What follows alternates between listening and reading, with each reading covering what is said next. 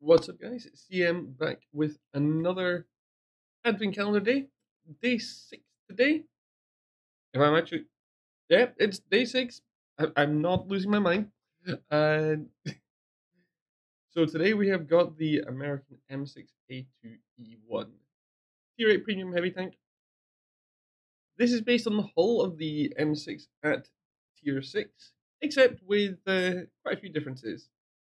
If you look at the visual model here now, I'm using tanks.gg today because there's a couple of small weak spots that I actually want to show you guys in this thing that kind of make me feel like this is not really worth it as a tier 8 heavy right now. Uh, so let's get in. And as far as other stats as well, in fact. So we'll start with the armor. Profile is actually overall pretty good. The hull, as you can see, like the M6 hull, you've got 66 millimeters on the side there, and it is not good at side scraping because of this. Well, it's not the only thing that makes it bad at side scraping, but there are others. It's very, very long as well, as you can see. And angling that armor, you can't really angle it enough to properly side scrape. So this is not a side scraping thing. Your front armor, however, pretty decent for something that has preferential matchmaking.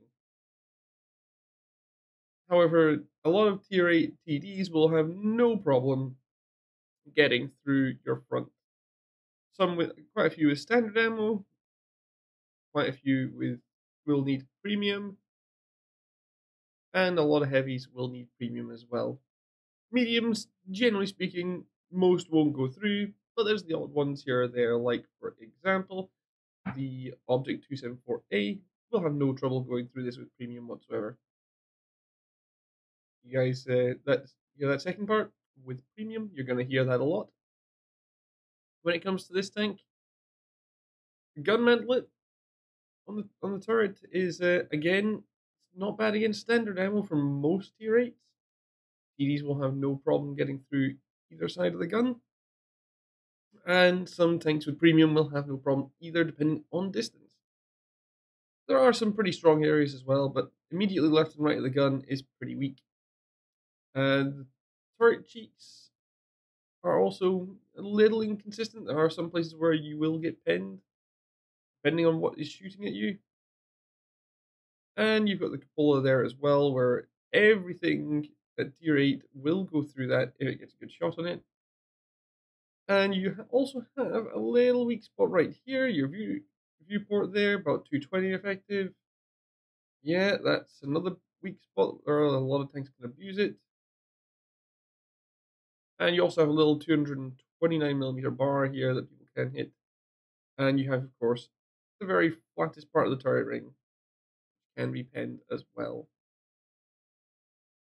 It's also a very big turret, so careful how you're approaching engagements, because if you have more than one tank looking at you, if you even so much as turn just your turret just a little bit, as you can see, yeah, becomes quite a big target, and especially if you're even more sideways on, yeah, people are not going to miss this. So we can see that the armor is okay in some places. It's not particularly consistent. And also, if you noticed the shoulders on the front of the hull, about 220 to 230 effective. Yeah, and obviously, if you angle them, yep, while your plate becomes better, yeah, those shoulders, yeah, the one that's further away is better, but the closer one, of course, much like on tanks like the Type 4 Heavy, for example, and the Oho, the Japanese tier 8 and 9 heavies, respectively, yeah, it becomes quite weak. So the armor, inconsistent at best. Gun is actually not too bad. It's basically the T32 gun, 204 pen on AP, 245 APCR, 320 alpha, 53 pen HE for 420 alpha damage. The gun handling on this is not great. I mean, vert stabs help quite a lot with this tank. Your face aim time isn't too bad. This thing is not going to do well against tier 9s, though. And even against some tier 8s with that pen, and ISDs, for example, will actually be kind of annoying at times, and especially Object 703. Yeah, this thing, the pen, is not great, but it is one of the reasons why it has preferential matchmaking. Your gun depression, quite nice, 10 degrees.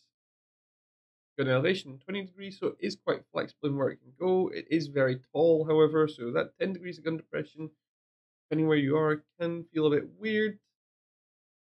It's one of the 5mm guns. You can overmatch the armor of the Tier 8 Swedish wedges, the Udezo 3 and the SDR VS1.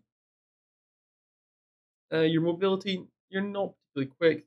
29 kilometers an hour top speed forwards, 14 in reverse. So, yeah, it can get to those speeds reasonably quick, but it's like it's not fast speeds. Particularly on soft ground, it gets slowed down a lot by terrain resistances. Health 1550, pretty standard. And your viewing's 380 meters, not bad for a preferential heavy tank. What do I think of this thing? Well, the price on this thing right now for Wargaming's Advent Calendar deal is £22.02, which works out at just under €26, €25 and 81 euro cents to be exact. I'm gonna say it's not worth it. It's not worth it. Not right now. Purely because of how inconsistent that armor is, and how the 2021 meta is to carry quite a big supply of gold ammo. People will generally not have much trouble going through this thing if they are same tier or tier 9. Tier 7s and tier 6s will struggle with this thing, but don't expect to do well against anything above tier 7 with this thing. It just is not tough enough as a heavy. On top of that, the mobility does not help, so yeah,